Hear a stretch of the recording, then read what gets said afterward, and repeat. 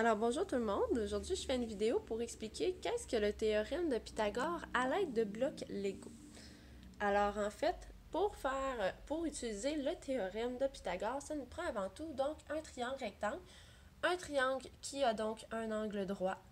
Le C, c'est donc l'hypoténuse et on a les deux côtés A et B, donc c'est souvent comme ça qu'on identifie les triangles. Notre formule, c'est que C au carré va être égal en fait à A au carré plus B au carré, donc nos côtés ici au carré vont être égales à l'hypoténuse au carré. Ici, j'ai fait donc un triangle rectangle, c'est sûr que c'est pas évident avec des Legos, mais en tout cas. Ce qu'il faut comprendre, donc on a un côté ici de 1, 2, 3, 4, 5, 6 et un côté de 1, 2, 3, 4, 5, 6, 7, 8. Alors ça, c'est les deux côtés qu'on connaît. Imaginons que celui-là, donc, il est inconnu, on ne le connaît pas pour le moment. Ça veut dire que mon hypoténuse au carré va être égale à 6 au carré plus 8 au carré.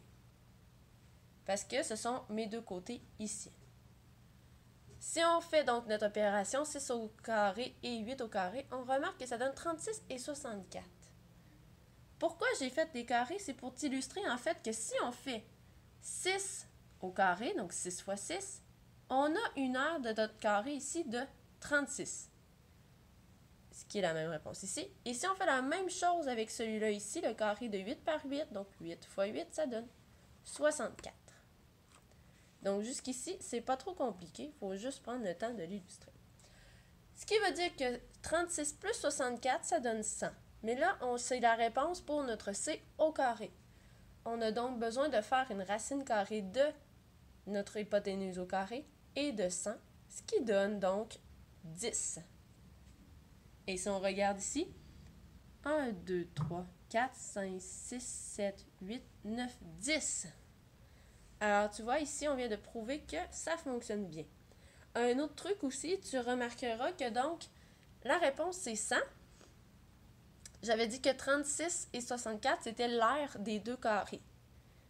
Et notre aire ici, en fait, le chiffre ici, 100, c'est l'équivalent de notre aire du carré.